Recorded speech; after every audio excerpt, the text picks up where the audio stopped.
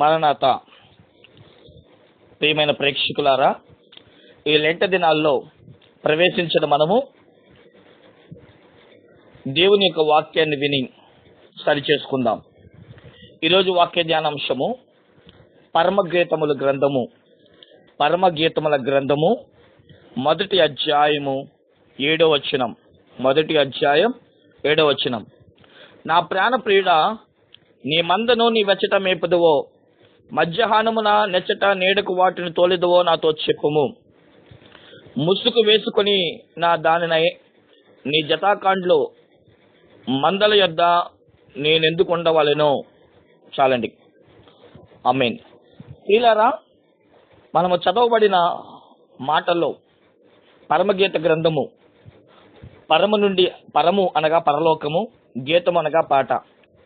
పరలోకంలో ఉన్న మన ప్రభు అయిన యేసుక్రీస్తు వధువు సంగమునకు రాస్తున్న లేఖ.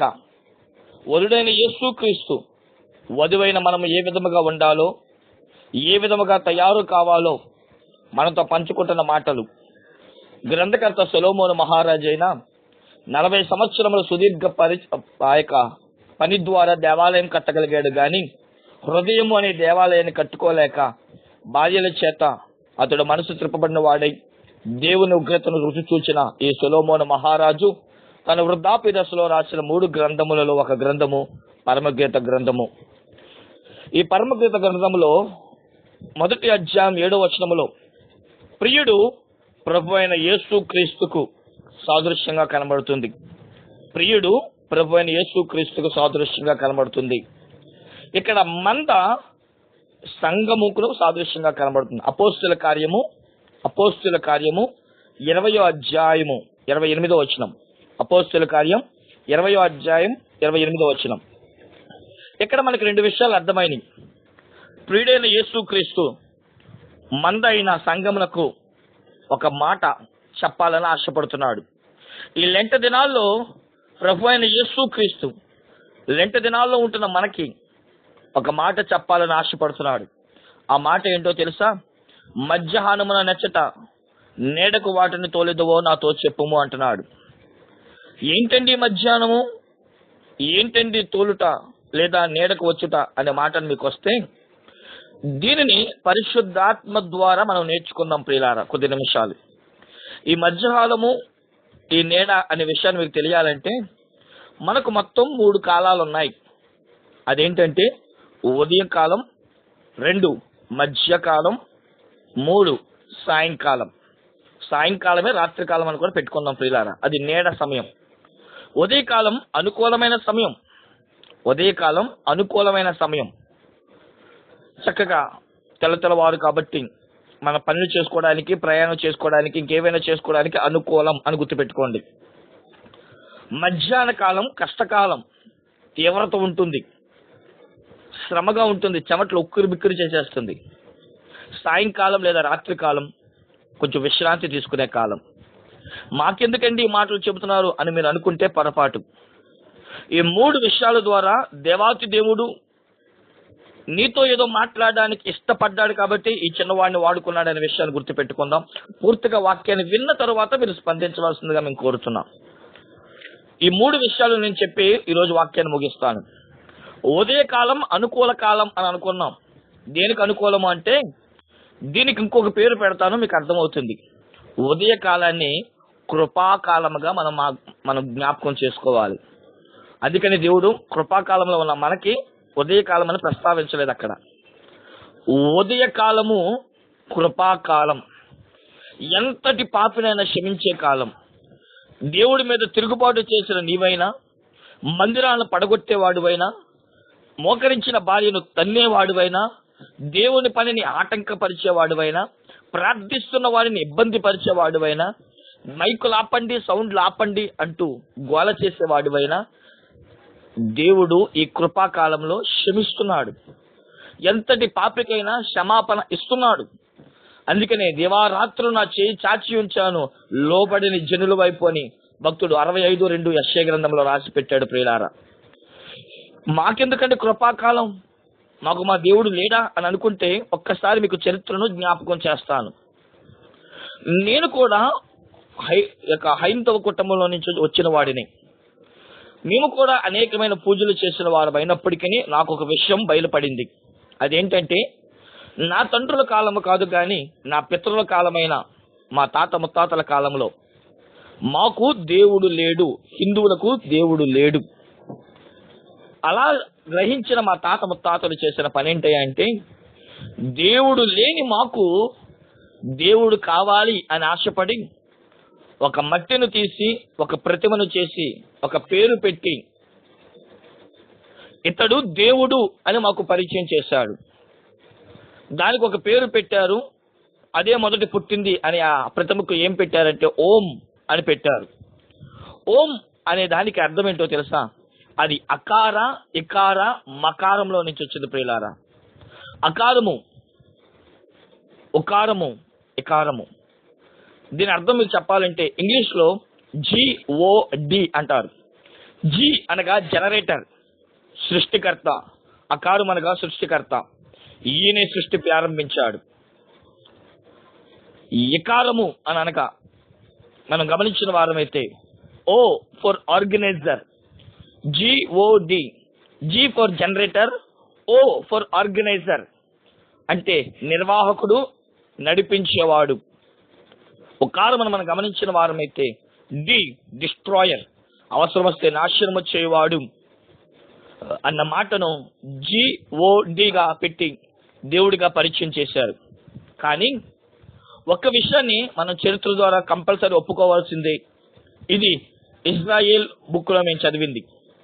ఏంటి ఆ చరిత్ర అని అంటే, వినండి ప్రియులారా. దేవుడు ఇజ్రాయేలు అనే యొక్క జాతి ప్రజలని వాళ్ళకే దేవుడిగా ఎంచబడ్డాడు. అలా ఎంచబడుతున్న సమయంలో ఆయన అందరి కొరకు భూలోకానికి వచ్చి యూదా జాతి అయిన ఇజ్రాయేలు యొక్క జాతిలో ఒక జాతి, 12 జాతులలో ఒక జాతి అయిన యూదా జాతిలో ఆయన జన్మించాడు. ఆయన మరణించాడు. అయితే ఆయన వచ్చిన ఉద్దేశాన్ని మభ్యపరచడానికి అక్కడున్న యూదా జాతులు కానీ లేదా ఇజ్రాయేల్ జాతులు కానీ చేసే పని ఏంటంటే, యేసుక్రీస్తు మాకు మట్టిగే దేవుడు అంటూ ఆ రోజుల్లో గడుపుతున్నారు. అలాంటి రోజుల్లో గడుపుతున్న బిడ్డలైన వారికి అపోస్తల కార్యం 10వ అధ్యాయంలో పేతురికి ఒక దర్శనాన్ని చూపించి, అనగా ఆకాశం నుంచి ఒక దుప్పటి వేసి ఆ దుప్పటి ద్వారా జీవరాశులను చంపుకొని తినమని అన్నప్పుడు అవి అపవిత్రము అనే ఉద్దేశం కలిగిన పేతురు ముమ్మారు దేవునిని ప్రశ్న వేయడము, దాని తర్వాత దేవుని యొక్క స్వభావాన్ని జ్ఞానము చేత తెలుసుకున్న వాడే ఆ రోజు కొర్నేలి చేత పంపబడిన జనులతో ఆ ప్రాంతానికి రావడం మనం చూస్తున్నాం ప్రియులారా. ఇటలీ పట్టణంలో అతడు కొర్నేలి ఇంటికి రాగానే కొర్నేలి అతని కాళ్ళ మీద పడినప్పుడు అక్కడున్న ప్రజలు కొర్నేలి దగ్గరికి వచ్చిన అన్ని జాతుల ప్రజలను చూడగానే అపోస్తుడైన పేతురు అపోస్తుల కార్యము 10వ అధ్యాయము 26వ వచనంలో ఈ మాట అంటున్నాడు. అందుకు పేతురు, నీవు లేచి నిలబడము, మేము కూడా నరుడే అని చెప్పి అతన్ని లేవనెత్తెను. అతనితో మాట్లాడుచు లోనికి వచ్చి అనేకులు కూడి ఉండుట చూచెను. అప్పుడు అతడు, అన్య జాతి వానితో సహవాసము చేయటైనను అట్టి వానిని ముట్టుటైనను యూదునికి ధర్మము కాదని మీకు తెలియను. అయితే ఏ మనుష్యుడు నిషేధింపబడిన తగిన వాడైనను అపవిత్రుడని అయినను చెప్పకూడదని దేవుడు నాకు చూపించి ఉన్నాడు. ఇక యూదులకే కాదు దేవుడు, ఆయన అందరికీ దేవుడు అని చెప్పడానికి అదే 10వ అధ్యాయములోని అపోస్తుల కార్యం 10వ అధ్యాయం 36వ వచనంలో పేతురు ద్వారా దేవుడు మాట్లాడుతూ, యేసుక్రీస్తు అందరికీ ప్రభు. దేవునికి స్తోత్రం చెప్దామా ప్రియులారా? గమనించండి, ఆయన అందరికీ ప్రభువుగా మారాడు. ఈ కృపాకాలంలో ఆయన కృప ఉన్నంత వరకు ఆయన నీకు నాకు ప్రభువుగా ఉంటాడు. నువ్వు ఏ జాతి వాడువైనా, ఏ కులస్తుడు అయినా, ఏ మతస్థుడైనా ఆయనకి భేదాభిప్రాయాలు లేవు. ఆయన అందరికీ దేవుడు. ఈ కృపాకాలంలో ఆయన దగ్గర నీ పాపములు ఒప్పుకో, చెప్పుకో, తప్పుకో, దేవుడు నీ పాపాలు క్షమిస్తాడు. కారణం ఇది ఉదయకాలం, దేవుడు కృపాకాలం. రెండోదిగా మనం చూసిన వారమైతే మధ్యకాలం. ఇందాకడే చెప్పాను, అది ఎండాకాలం, కష్టకాలం, తీవ్రత కాలం. ఈ మాటకి ఏదో శ్రమలండి అని అనుకోవచ్చేమో. కృపాకాలము తర్వాత దేవుడు రాకడికి ఎత్తబడిన తరువాత మిగల్చబడిన 3.5 సంవత్సరముల యొక్క కాలమే ఈ మధ్య కాలము. గమనించండి ప్రియులారా, భక్తుడైన దేవుడు ఈ మాటలు మనకి తెలియజేస్తున్న వాడై ఉన్నాడు. అదేంటంటే, కృపాకాలంలో రాకడలో విడవబడిన 7 సంవత్సరములు కలిగిన ఆ ప్రజలకు ఎలాంటి భయంకరమైన రోజులు సంభవిస్తాయో దేవుడు మనతో చెప్పడానికి ఈ మధ్య కాలంలో, తీవ్రత కాలమైన కష్టకాలంలో దేవుడు మనతో మాట్లాడాడు. కాబట్టి నువ్వు ఆ మధ్య కాలంలో ఉండకూడదు. ఓ నా పరమగీతంలో ఉన్న ఓ శిరోమితి, ఓ వధువు సంగమ, ఓ మంద, నువ్వు మధ్య కాలంలో ఉండకూడదు అనేది నా ఆశ. మరి ఎక్కడుండాలి ప్రభువా? అదే చెబుతున్న 3వ వచనంలో, 3వ మన భాగంలో చెబుతున్న మాట ఏంటంటే, సాయంకాలము విశ్రాంతిలోనికి రావాలి. విశ్రాంతి ఎలా ఉంటుందో మాట మీకు చెప్తాను ప్రియులారా. యెషయా గ్రంథము 26వ అధ్యాయము, యెషయా గ్రంథము 26వ అధ్యాయము 21వ వచనం చదువుకుందాం. 26, 21. నీవు వెళ్ళి నీ అంతఃపురంలో ప్రవేశింపుము, నువ్వు వెళ్ళి నీ తలుపు వేసుకొనుము, ఉగ్రత తీరిపో వరకు కొంచెం సేపు దాగి ఉండుము. ఉగ్రత తీరిపో వరకు కొంచెం సేపు దాగి ఉండము.